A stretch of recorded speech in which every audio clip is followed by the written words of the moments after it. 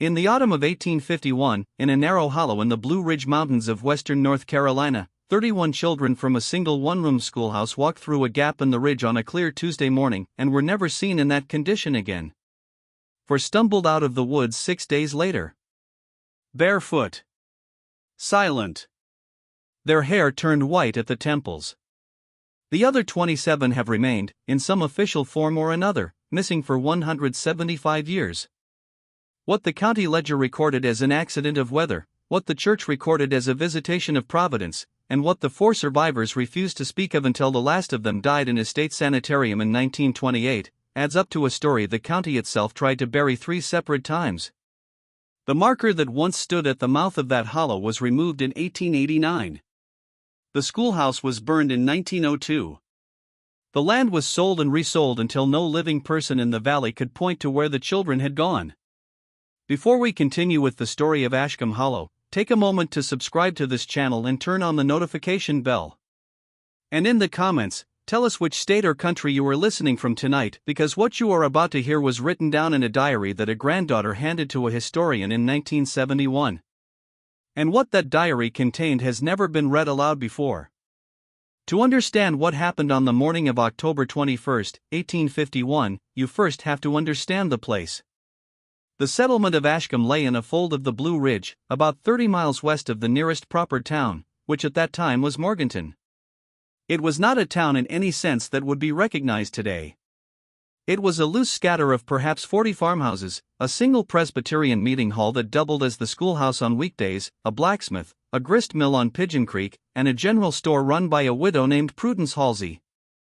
The people who lived there were of Scots, Irish, and German descent, most of them second or third generation from families who had come down the Great Wagon Road from Pennsylvania in the 1780s. They farmed tobacco and corn in the bottoms, kept hogs in the woods, and distilled a thin whiskey that the revenue men had not yet found a reason to climb the ridges for. The winters were hard, the drifts and the high passes sometimes closing the road to Morganton for weeks at a stretch. The summers were green and close, the air so thick with moisture that the laundry hung on the line at dawn would still be damp at dusk. The people were, by every account left to us, pious, wary of outsiders, and keepers of long memories. They did not forget insults. They did not forget debts. And they did not forget, though they did not often speak of it, the things that the older ones had been told by the older ones before them about the ground that lay above the creek. The hollow itself, the one the children walked into, sat perhaps a mile and a quarter east of the meeting hall, up a path that ran along the north bank of Pigeon Creek and then cut south between 2 ridges. It was called, on the one surviving county survey map from 1847, Ashcombe Hollow, after the first family that had settled the valley. But by 1851, it was more commonly called by the older name, which the original settlers had taken from a Cherokee word they had imperfectly learned, and which meant, as best as anyone could translate it, the place where the ground remembers. The Cherokee themselves had been driven out of that region in 1838 during the removal, and what remained of their knowledge of the land had passed to the settlers as fragments of warning. Children were not supposed to go up that hollow after dark. Hunters avoided it in the late autumn. Women did not go there to gather galax or moss, though the shaded coves along the creek produced both in abundance. A man named Josiah Veach, who had settled the farm nearest the hollow's mouth in 1821, had nailed a wooden cross to a beech tree at the path's entrance in 1829, and had told his neighbors it was to mark the boundary of a certain kind of land, though he would never say what kind. When pressed, which was rare, he would say only that a man who had sold him the South 40 in 1824, an older German named Hagenbeck who had been in the valley since 1798, had pointed to the beech tree on the day of the sale and said, in the halting English of his old age, "You do not cross this mark at dusk. And you do not send a child across it alone. Not for any reason. Not for any price." Hagenbeck had died in the winter of 1827 without further explanation. Veach had waited 2 years before putting up the cross, and he had put it up, he said, on a night when the wind from the hollow had woken him for the 3rd time in a fortnight, and he could not bear to lie in his own bed and listen to it any longer. The schoolteacher in Ashcombe that year was a young woman named Evangeline Truitt. She was 24 years old, the daughter of a Methodist circuit rider from Salisbury, and she had come to the settlement in the spring of 1850 under a 1-year contract that had been renewed in the spring of 1851 for a 2nd year, at a salary of $90 per annum, paid half in coin and half in the produce of the valley. She was thin, fair, and by the descriptions left in 2 separate letters written by her contemporaries, possessed of a quiet authority that surprised the older men of the settlement. She did not, like her predecessor, defer to the fathers of her older pupils. She did not, like the itinerant preachers who passed through, soften her speech for the benefit of the deacons. She was, one of the Ravenel men wrote to his brother in Charlotte, an educated woman in the way that makes a mountain man nervous, which is to say, she knew things he did not, and she did not pretend otherwise. She boarded with the Halsey widow in the small upper room above the store.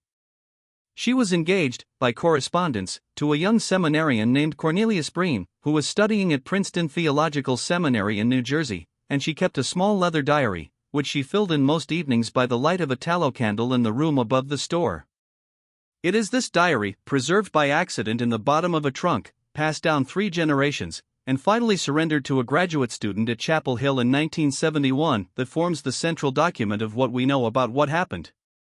The children she taught numbered 33 in the census she had taken in September of 1851. They ranged in age from 6 to 14. The oldest was a boy named Absalom Ravenel, the son of a tenant farmer, a tall, quiet 14-year-old who was said to read the King James Bible aloud to his younger sisters in the evenings with a steadiness of voice that astonished visitors. The youngest was a girl named Comfort Pettigrew, who had turned 6 only in August and who had come to the school, according to Miss Truett's diary, clutching a small rag doll she had named Susanna, and which she would not put down even during her lessons, until the older girls persuaded her that Susanna was tired and wanted to sleep in her lap. Among the others were 2 sets of twins, the Eakin girls, Mercy and Prudence, aged 11, and the Stroop boys, Cullen and Cassius, aged 9, and a pair of cousins called the Trask boys, Phineas, who was 8, and Elihu, who was 10. There was a girl named Verity Pellegrin, who stammered, and whom Miss Truett had been teaching to read separately after the school day ended. There was a boy named Thaddeus Orr, who was 9, and who had, his mother recorded later, a fear of water so severe that he would not wade the creek to reach the schoolhouse on wet mornings, but would instead take the long rod around by the footbridge. There was a girl named Patience Thibodeau, who was the daughter of a cobbler, and who had, in September, won a ribbon at the county fair for her stitching. On the morning of the 21st, 2 children were absent. Cullen Stroop was home with a fever.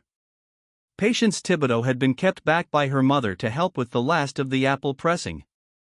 That left 31 children in the meeting hall when Miss Truett rang the small brass bell at 7 o'clock and began the day's lessons. The decision to take them into the hollow was hers. And she recorded the reason for it in her diary 3 days earlier, on the 18th. A traveling naturalist, a man named Dr. Emmerich Kohl, a Bavarian by birth and for the past 12 years a professor of botany at a small college in Ohio, had passed through the settlement on the 15th and had lodged with the Halsey widow for 2 nights on his way back east. He had spoken at supper about a rare plant, a species of orchid which the old Cherokee had called by a name he could not pronounce, which bloomed in late October in shaded coves in the Blue Ridge, and which he believed, on the basis of certain specimens he had collected in the Smokies the previous year, could be found in the vicinity of Ashcombe. He had shown Miss Truett a small pressed specimen from his portfolio. It was, she wrote, the most curious flower she had ever seen, greenish-white and veined with a dark purple that looked black in candlelight, with petals that had an almost lipped quality, as though the plant had been designed, she wrote, to speak. She had been, her diary records, enchanted. She had decided that a walk with the children to gather the last of the autumn leaves and perhaps to find the orchid would serve as a natural philosophy lesson worth more than a week of reading from the primer. She chose the hollow because it was the nearest cove with the deep shade and wet ground that Dr. Kohl had described. She did not, so far as the diary records and the entries up to the 18th, know about the cross on the beech tree. She did not know about the old Cherokee name. She did not know about Hagenbeck or about Josiah Veach's sleepless nights. If anyone in the settlement knew of her plan and could have warned her, no one did. The Halsey widow, interviewed 4 months later by the schoolteacher's fiancé, said she had assumed Miss Truett intended to take the children only as far as the beech tree at the mouth of the hollow, where the orchids were, she thought, just as likely to grow. When she realized, she said, that the girl had meant to go further into the clearing where the spring came up, it was already dusk on the 21st, and by then there was nothing to be done. The weather that morning was clear and cold, the sort of late October morning in the southern Appalachians when the first hard frost has fallen in the low places and the leaves on the maples and the hickories are at their highest color. There was frost in the shadows, but the sun was out, a thin yellow sun that gave light without much warmth. The children, when Miss Truitt announced the walk after the morning prayer, were said by the survivors who lived long enough to be interviewed to have been wildly happy. They were given leave to run ahead on the path. They were told to stay within earshot. They carried small cloth bundles with their midday bread and apples tied at the corners and slung over their shoulders with twine. Miss Truitt walked at the rear with the two oldest girls, Mercy Eakin and a 13-year-old named Constance Halyard. The path ran along the creek, crossed it once on a footlog, and turned south into the hollow at about 8 o'clock. By 9, they had passed Josiah Veach's cornfield, where Veach himself was pulling the last of the ears and who raised his hand to Miss Truitt as she passed, and who did not, he said later, think at the time to ask her how far she meant to go. By 9:15, they had passed the beech tree with the cross. And here, the diary, kept by Miss Truitt herself, goes silent for 6 days. The alarm was not raised in the settlement until nearly dusk. Widow Halsey, expecting her boarder back for the afternoon recitations at 2 o'clock, had assumed at first that the naturalist walk had run long, and that Miss Truitt had perhaps decided to let the children eat their bread at the spring and had lost track of the hour. By 3, she was uneasy. She walked to the meeting hall and found it empty. She walked to the edge of the settlement and looked up the path toward the hollow and saw nothing. By 4, she had sent a boy to fetch Josiah Veach. Veach, pulling corn in his field, said he had seen the children go up the path that morning, but had not seen them come back. He climbed onto his mule and rode up the hollow himself, calling. The hollow returned his voice in the flat way that coves sometimes do, which is to say, not as an echo, but as a muffling, and no voice answered. He rode as far as the clearing at the spring, and saw, he said later, only the small cloth bundles folded on the flat rock and the cores of several apples scattered on the moss, and he did not stay. He was a grown man and a Presbyterian, and not given, he would say when pressed, to fancies. But there was a feeling in that clearing, he said, like standing too close to the edge of a cliff in the dark. And he turned his mule and rode out at a pace that was faster than he meant, and he did not look back. By full dark, there were 15 men with lanterns and 2 hounds working the paths. By midnight, there were 40. By the morning of the 22nd, the entire settlement had emptied itself into the woods, and riders had gone to Morganton to fetch the sheriff. Women stayed in the meeting hall and prayed. The blacksmith, a man named Wilkin Mulder, did not fire his forge for 6 days. The grist mill stopped turning. The general store opened only for flour and salt. The Reverend Obadiah Ashcombe, who was 63 years old and walked with a cane, walked with the rest up the hollow and sat on a log at the edge of the clearing for the whole of the 22nd and the 23rd and did not speak to anyone. He wrote later in his letter to his bishop that he had sat there because he had believed at first that if he prayed without ceasing, a sign would be given to him as to where the children had gone. He wrote that no sign was given. He wrote that in the late afternoon of the 23rd, he had heard what he took to be a child laughing somewhere to the east up the slope, and that he had risen and called out, and that the laughing had stopped, and that no child had appeared, and that he had sat down again and had wept for the first time since his wife's death in 1839. What the search parties found, or rather, what they did not find, was recorded in 3 separate accounts. A report was filed by Sheriff Cashin Verlander on the 27th of October. A letter was written by the Reverend Ashcombe to his bishop in Raleigh on the 29th. And a longer manuscript was written years later by the schoolteacher's fiancé, Cornelius Bream, who traveled from Princeton when the news reached him and stayed in the settlement for nearly 4 months attempting to understand. All 3 accounts agree on the following. The children had gone perhaps 3/4 of a mile up the hollow. They had stopped in a small clearing, perhaps half an acre in size, where a spring came up through mossy stones. There were signs that they had stopped there. Apple cores. Cloth bundles left folded on a flat rock, their corners neatly tied as if their owners had intended to retrieve them shortly. A small pair of pattens set neatly side by side as if their owner had sat down to rest and slipped them off. A ribbon, pale blue, of the sort that was commonly used to tie a girl's hair. A slate pencil, unbroken. From that clearing, no further signs were found. No trail led out. The ground, though damp in places, showed no prints leading away. The hounds would not enter the clearing. Two of the dogs, the sheriff's report notes with some embarrassment, lay down at the edge of it and would not be coaxed forward. And one of them whined and bit the man who tried to drag it across the line of the spring. While the search continued for 11 days, men walked the ridges in pairs and in threes. They beat the laurel thickets with sticks. They fired muskets at intervals to signal each other. They walked the creek for 2 miles in both directions. They found a bent hickory branch that might or might not have been broken by a passing child.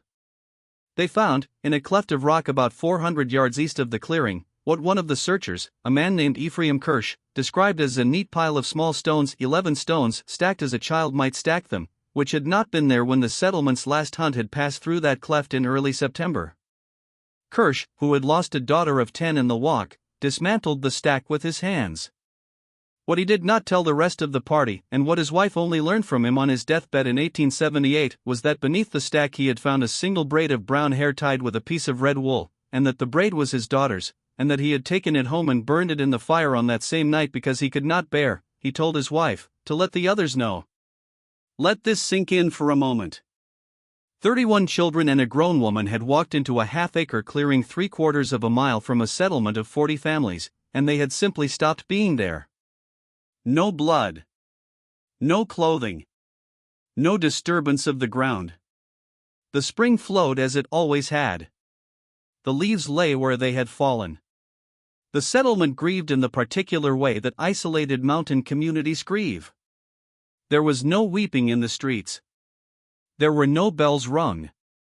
The women cooked and carried the cooked food to the houses of the families who had lost children, and the men sat on the porches and did not speak. A prayer meeting was held on the evening of the 24th at which the Reverend Ashcombe read from the Book of Lamentations, and the families of the missing children did not attend. Not one. The Ravenels did not come. The Pettigrews did not come. The Aikens did not come. The Trasks did not come. On the morning of the 27th, at about 6:15, a woman named Sibby Larkin, who was hauling water from the creek, saw movement on the far bank. The fog was heavy that morning, she said later, so heavy that she could not see the other side of the creek until she was almost in the water. She set down her buckets and walked closer. For children were standing in the shallows, in water up to their knees, facing upstream. They did not move when she called to them. She waded in, the creek cold enough that she could feel it through her boots, and took the nearest by the arm. It was a boy named Thaddeus Orr, who was 9 years old, and he did not look at her. His hair, which had been brown, was white at the temples. The other 3 were a girl of 11 named Mercy Eakin, a boy of 8 named Phineas Trask, and the oldest, Absalom Ravenel, who was 14 and who was missing 2 of his front teeth, which had been in his mouth on the morning of the 21st. Sibby Larkin carried and led them up to the settlement, and there was, she said later, no resistance in any of them. They were neither cold nor warm. They did not shiver. They did not cry. Their feet, which were bare, showed no cuts from the stones of the creek bed. Their clothes were the clothes they had gone up the hollow in 6 days before, and the clothes were clean, as though they had been laundered and pressed and put back on. It was this last detail, Sibby Larkin said later, that she would remember until her own death in 1894. The clothes were clean. After 6 days missing in the woods, the clothes were clean. The 4 were separated and placed in 4 different houses under the care of their own families, where their families had survived to take them. Doctors were sent for. The nearest doctor was in Morganton and did not arrive until the 29th. In the intervening 2 days, the children did not speak. They ate when food was put in front of them, slowly, without apparent appetite. They slept when they were led to bed. They would walk where they were walked. They did not respond to their own names. They did not respond to the names of their siblings or parents. When Thomasina Ravenel sat with Absalom and held his hand and wept and asked him repeatedly where the others had gone, young Absalom looked at the wall and did not answer. And when at last, at the end of a long afternoon, he turned his head toward her, she said later that she had wished immediately that he had not, because his eyes were not his eyes, and whatever was looking out of them was not her son. And she had known in that moment, she said, that her son was not coming back, no matter how long she waited on the step. When the doctor arrived, a man named Percival Cleve, who had trained at the University of Pennsylvania and who had been chosen for this call specifically because he had a reputation in the eastern counties for unusual cases, he examined them one by one. His notes, which survive in the archives of the North Carolina Medical Society because he thought the case important enough to write up for a paper he never finished and never published, describe 4 children in perfect physical health. No bruises. No wounds. No sign of exposure or starvation. Their weight was consistent with what their families said they had weighed at the start of the month. Their clothes were the clothes they had worn on the morning of the 21st, unchanged, not even soiled. Their hair at the temples had gone white in a band about an inch wide on each side, as if painted on. Their eyes, he wrote, tracked light but not faces. Their pulses were slow, in Absalom Ravenel's case, remarkably slow, 52 beats per minute, which in a boy of 14 he considered abnormal. They did not blink at a bright lamp held near their faces. They did not respond to the sudden discharge of a pistol fired by his assistant in the next room, which he had arranged without telling the families, a test he afterward regretted. They were not, he wrote, catatonic in any clinical sense he recognized. They were somewhere else. That was the phrase he used in his notes. They were somewhere else. And whatever had taken them there had sent back in each of their bodies something that did not entirely know how to be a child. Over the following weeks, 3 of the 4 began, in varying degrees, to return. The little boy, Phineas Trask, who was 8, was the first. He began to respond to his mother on the 11th of November, 21 days after his return. She was sitting beside his bed, his mother wrote in a letter to her sister in Rowan County, and she was singing a hymn she had sung to him when he was an infant, the one about the Lord being her shepherd, and he turned his head and he said, quite clearly, Mama. And then he began to cry. And he cried, his mother wrote, for 3 hours, and she held him, and she cried also. And when he was done crying, he slept. And when he woke the next morning, he knew her again, and he knew his own name, and he knew the day of the week, which she had told him. But he did not know what month it was, and he did not know why his father was not there. And he did not know, his mother wrote, that he had ever gone up the hollow at all. He seemed to believe, when she pieced it together from his questions, that it was still the summer. He seemed to believe he had been ill. Mercy Eakin came back more slowly. She began to speak in March. She was withdrawn, her family said, and she would stand for long minutes at the window, looking up the valley. And she had a habit of asking, at odd moments, whether the singing had stopped. No one in the house knew what she meant by the singing, and she would not explain. And when her mother pressed her in April and asked her directly whether she was speaking of the hymns the family sang at evening prayer, Mercy shook her head once and said, no, the other singing, the one that keeps on. And then she would not speak for the rest of that day. She was the only one of the returned who spoke, however obliquely, of what had been in the hollow. Her mother, who kept a daybook, recorded 7 separate instances over the following 3 years in which Mercy referred to something she called the singing. In each case, Mercy used the definite article, as though the singing were a known thing between them, which her mother said was what unnerved her most. The assumption on the child's part that her mother also knew. Thaddeus or came back in pieces. He spoke in May, a word at a time, mostly words for objects he saw in the room. By June he was constructing sentences. In August, without warning, he stopped speaking, and he did not speak again until the following spring. When he resumed, he seemed at first to be a normal 11-year-old. He attended school. He helped his father in the fields.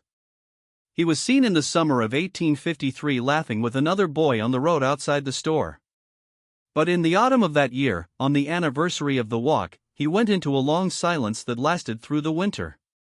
And this pattern, his father wrote, became the shape of his life thereafter. In the autumns, he did not speak, and he did not, it seemed, hear what was said to him. In the springs and summers, he was nearly as he had been before. He never married.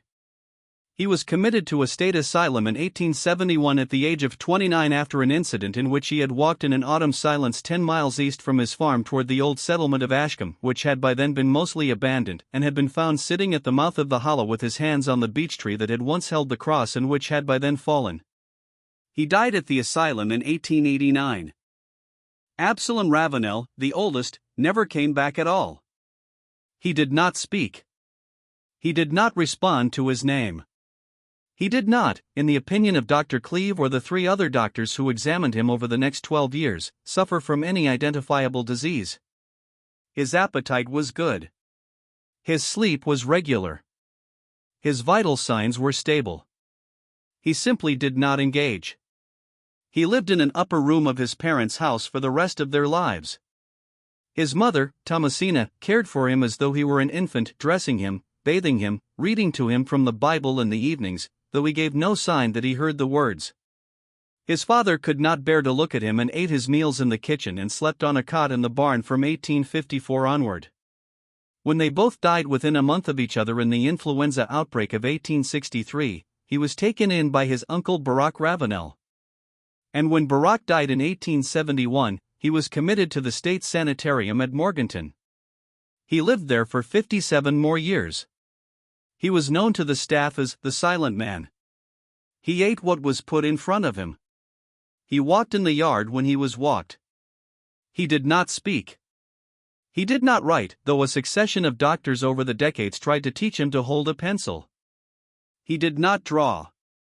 He did not acknowledge by any sign the staff could detect that any person existed in the world beside himself.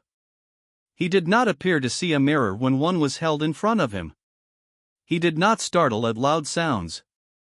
The only thing he was known to do, which was recorded in the ward journals over 57 years, was this: on the 21st of October of each year, between the hours of 3 and 5 in the afternoon, he would stand at the window of his room, whichever window he had been given that year, and he would face east. He would stand for precisely 2 hours. At 5 o'clock, he would turn and sit on his bed, and he would resume his usual silence. He did this every year from 1871 to 1927. He died on the 3rd of February, 1928, at the age of 91. He was, at the time of his death, the oldest living patient in the sanitarium. The day nurse who was with him, a woman named Imogene Darnell, wrote in the ward journal that at 6 minutes past 3 in the afternoon, the Silent Man opened his eyes, which had been closed since morning, and said in a perfectly clear voice 3 words. He said, "They are coming." Then he closed his eyes and died. The Diary's Secrets, 2300 hours 26:00. What had happened in the clearing? This question consumed the settlement for a generation. It consumed the schoolteacher's fiancé, Cornelius Bream, who interviewed every adult in the settlement during the winter of 1851 and 1852, and who left behind a manuscript of some 400 pages, unpublished, now in the rare books collection at the University of North Carolina. It consumed the Reverend Ashcombe, who preached an annual sermon on the anniversary of the disappearance until his death in 1868, each year pressing his congregation to examine themselves for the sin that had, he believed, drawn down the judgment, though he never could name what the sin had been. It consumed Dr. Cleve, who returned to the settlement 3 times over the following 20 years to examine Thaddeus or an Absalom Ravenel, and who died in 1881 with a drawer full of notes he had never been able to organize into a paper. It consumed Josiah Veach, who went mad slowly over the course of the 1850s, and who was found hanging in his barn in the spring of 1861, with a note pinned to his shirt that read only, "I should have cut down the tree. I should have cut it down in 1830. Forgive me." And it has consumed, in quieter ways, every historian and folklorist who has come across the case since. The Diary of Evangeline Truitt, when it surfaced in 1971, was believed by the graduate student who received it to be the final answer. It was not. Here is what was in the diary. Evangeline Truitt had written in it every night from the 17th of March, 1850, when she arrived in the settlement, until the night of the 20th of October, 1851.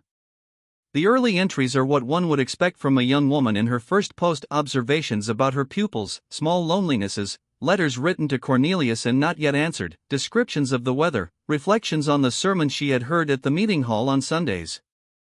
In the summer of 1851, the entries begin to record her walks. She had taken, it seems, to walking alone on Saturday afternoons for the exercise, and she wrote, to clear her head of the week's noise. She walked the path along the creek. She walked the ridge to the north. She walked, beginning in August, up the hollow. The first entry in which she mentions the hollow is dated the 9th of August.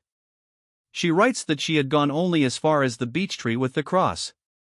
That she had been curious about the cross, and that she had asked the Halsey widow about it on her return and had been told that it was an old mark and that Veitch had put it there, and that its meaning had been forgotten.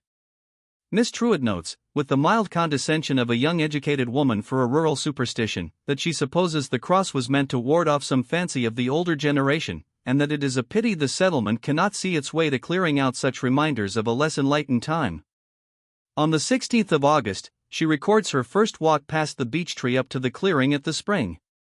She writes that it is a beautiful place. That the light comes down through the high leaves in columns. That the spring water is so cold it aches the teeth. And that she sat for nearly an hour on the flat rock beside it. She writes that she heard, as she sat, a sound which she took at first for the wind, but which, when she listened more carefully, resolved itself into something like voices. As though a group of people were speaking at a considerable distance, just below the threshold of comprehension. She writes that she was not frightened. She writes that she assumed there were farmers working somewhere beyond the ridge, that the cove was acting as a sounding chamber, and that she was picking up their talk carried on the air. She writes that she walked home in good spirits and slept soundly. On the 23rd of August, she returns. The sound is there again. She writes now that she is beginning to doubt her earlier explanation. The sound does not have the rhythm of conversation. It has, she writes, the rhythm of singing, though no tune she can place. It rises and falls. There are what she takes to be words, though she cannot quite make them out. She stays longer this time, perhaps 2 hours. She writes that when she leaves the clearing, she feels a strong desire to stay, and that for several hundred yards down the path, she has the sensation that she has forgotten something important and ought to go back. The entries through September record further walks, increasing in frequency. By the middle of September, she is going up the hollow 3 times a week after school, before the light fails. She writes less about it than one might expect. She begins to describe the sound as the music of the cove, and later as the singing, and by the end of the month simply as it, with the familiarity of a private language. She writes on the 29th of September that she believes the sound to be a natural phenomenon of some kind, perhaps related to the flow of water through rock, but that she would like to consult a man of science about it. She does not yet know that Dr. Cole will appear in the settlement 2 weeks later. On the 6th of October, she takes the first 2 children with her. This is what the graduate student noticed, and what the schoolteacher's fiancé, who never saw the later pages of the diary, never knew. She had taken children before. On the 6th of October, she took Absalom Ravenel and Mercy Eakin, the 2 oldest in her school, and she took them, she wrote, because she wanted to know whether the singing, as she now permanently called it, was audible to others. She wrote that she had begun to fear she was imagining it. She wrote that she wished to test the matter scientifically. She took the 2 children up the hollow on a Saturday afternoon, led them to the clearing, and asked them to sit on the flat rock and tell her what they heard. They heard it. Both of them heard it. Mercy, she wrote, was at first unsettled and asked if they could leave. But Absalom was fascinated. Absalom sat on the rock for a full hour and listened. And when at last they began to walk back down the path, he asked, in a voice Miss Truitt described as dreamy, whether they might come again. She agreed. They came again on the 13th. This time Miss Truitt brought 4 children, Absalom and Mercy, and 2 others, a boy named Gideon Pettigrew, who was 10, and a girl named Verity Pellegrin, who was 12 and who stammered. She writes that Gideon heard the singing immediately and laughed. And that Verity heard it also and did not laugh. Verity, she writes, asked a question which Miss Truitt had not expected. Verity asked whether the singers were inside the rock. Miss Truitt, not knowing how to answer, said that the sound was only an echo, that it had a natural explanation, and that there was nothing to fear. Verity, who normally stammered, spoke that day in the clearing, Miss Truitt wrote, without any stammer at all, and asked her second question, which was, if they are not inside the rock, then where are they? Miss Truitt does not record her answer.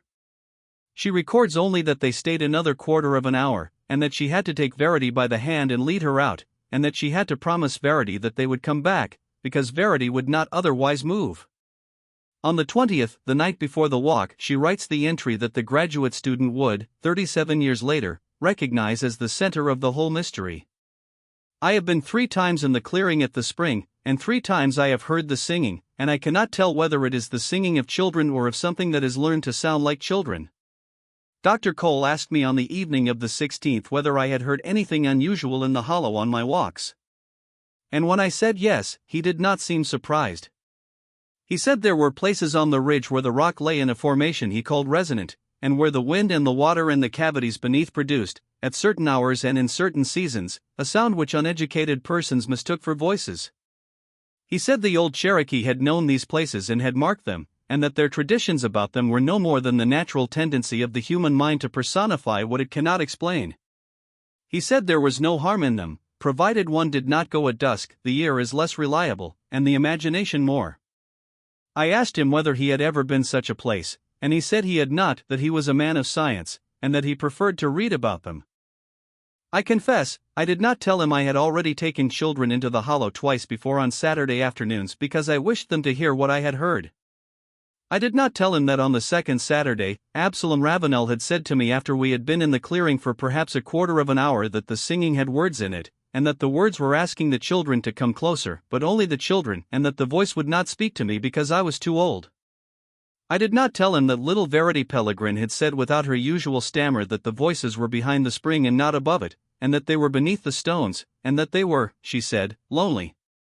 I did not tell him that when we left that afternoon, 2 of the younger children had not wanted to leave, and that I had had to carry Gideon Pettigrew out. I did not tell Dr. Cole any of this because I was, I confess, ashamed to admit that I had taken children up the hollow without the permission of their parents, and I was aware that to confess it would invite reproach. I have decided I will take them tomorrow, all of them together, as a school outing sanctioned by the committee, so that we may hear it as a class and discuss what it is. For I am convinced that Dr. Cole is correct, and that the sound has a natural cause, and that the children's fancies about it will dissolve in the light of understanding. I am certain this is the right course. I am writing this at 11:30, and I will try to sleep. There is a wind in the eaves tonight, and for a moment I thought I heard the singing again, though we are 1.25 miles from the hollow, which is of course impossible. That is the final entry. Though the diary continues with blank pages for the remainder of the book. Miss Truitt was, as has been said, never seen again. Her body was never recovered. The graduate student, Hollister Vance, understood when he read the diary what had happened. He confirmed it by traveling to the site himself in the spring of 1972 with a geologist colleague from the university. There is in that hollow, in the clearing where the spring comes up, a formation of limestone beneath the surface which contains a series of narrow fissures. When the wind is from the north and the creek is running full and the pressure of the air is falling before a front, those fissures do produce a sound. The sound is continuous, soft, and pitched in a range that the human ear, particularly the ear of a child, whose hearing extends further into the upper frequencies than an adult's, interprets as voices in the middle distance. In certain weather, it resembles singing. In other weather, it resembles conversation. In still other weather, it resembles the thin crying of infants. It is, as Dr. Cole said, a natural phenomenon. It occurs in several locations in the southern Appalachians. It is not by itself dangerous. But Vance also discovered something else. He found in the records of the settlement, preserved in the county courthouse at Morganton, that there had been previous disappearances, not on the scale of 1851, but disappearances all the same. A hunter named Lemuel Gaither had vanished in the hollow in 1814. 2 children, siblings named Isham and Dorcas Coggin, had gone missing from a farm at the foot of the hollow in 1833 and had been found a week later, silent and uncommunicative, and had both died within a year. A traveling peddler named Ezra Mace had disappeared in 1844, and his abandoned cart had been found at the beech tree with the cross, the horses still in their traces, the peddler's ledger book open on the driver's seat to an entry for the 15th of September, 1844, that was never completed. A mill hand named Caradoc Swain had vanished in 1829, the year Veitch put up the cross. A pair of brothers, the Orchards, had gone up the hollow hunting turkey in 1801, and only one had returned, and the one who returned had hanged himself 3 weeks later. Vance compiled a list of 17 separate incidents in the hollow between 1789 and 1850. The pattern, he noted, was not random. The incidents clustered in the late autumn. They clustered in years following wet summers. And they clustered, most disturbingly, in years in which the population of the settlement had increased, as though the hollow were responding to pressure, or to opportunity. Vance also found, in the Cherokee ethnographic records held at the Smithsonian, a reference to the place which translates not as the place where the ground remembers, but more precisely as the place that keeps what it takes. He found a Cherokee prohibition, recorded by an ethnographer named James Mooney in 1889, against bringing children to the clearing under any circumstances, and specifically against bringing them in numbers greater than one. One child at a time, the tradition said. Never more. Miss Truitt had brought 2 on the 6th of October. She had brought 4 on the 13th. She had brought 31 on the 21st. Vance came to believe, and this is where his dissertation advisor warned him against publication, that the sound in the clearing was not the cause of the disappearances. It was the lure. Something else in that place, something that he did not name in his notes because he could not find a name for it, used the sound to draw prey in, and the prey it preferred, the tradition implied and the pattern confirmed, was children. One final detail.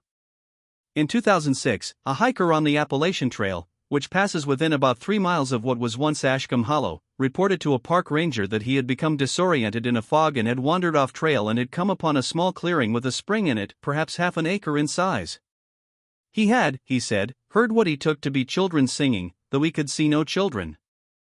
And he had sat on a flat rock beside the spring for what he believed was about 15 minutes, listening, trying to locate the source. When he had finally risen and found his way back to the trail, 2 groups of other hikers had passed him on their way north, and each of them, when he had asked, had told him a different date. When he reached the ranger station at the end of that day, he learned that 4 days had passed since he had stepped off the trail.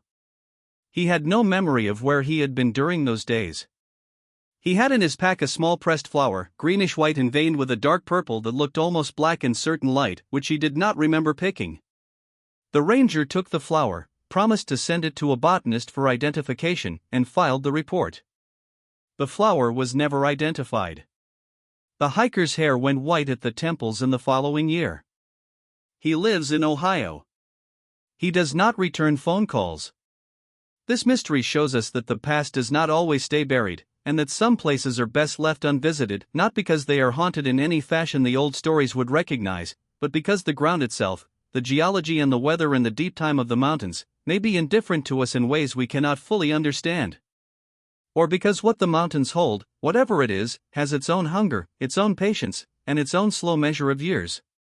For children walked out of that hollow in 1851. 27 did not. One returned 42 years later, changed beyond recognition, carrying a flower that should not have existed. And in a small private cemetery in western North Carolina, there is to this day a marker with no name on it, only a date, October 21, 1851, and the single word lost. What do you think of this story? Do you believe the graduate student, Hollister Vance, was right about what lived in that clearing? Or do you believe the whole affair has a simpler, sadder explanation, a teacher who meant well, a geological curiosity, a community that could not bear the weight of what it had failed to prevent? Leave your comment below and tell us what you think truly happened in Ashcombe Hollow. If you enjoyed this tale and want more forgotten American histories like this one, subscribe, hit the notification bell, and share this with someone who loves dark mysteries. See you in the next video.